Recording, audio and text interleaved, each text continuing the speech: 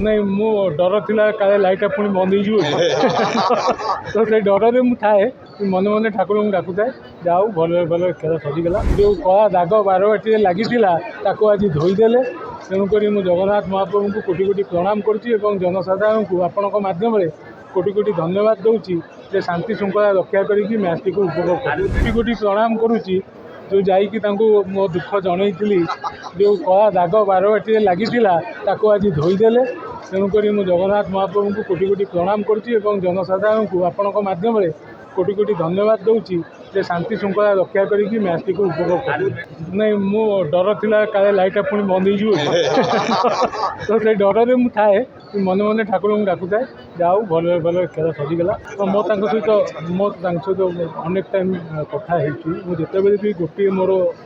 Agenda जे बारवाटीर पुनरुद्धार करा ताकू renovation करा आगामी 50-60 वर्ष पर बारवाटी की मजबूत करा इंडियन लेवल कटक आ ओडिशा को जमती बारवाटी स्टेडियम को चिन्हतु एवं माने बारवाटी स्टेडियम कहले कटक को चिन्हे सेमतिया करा मत लगुच मुख्यमंत्री पॉजिटिव अच्छी और समस्ते आम एकजुट होकर लगे निश्चिंत सफल।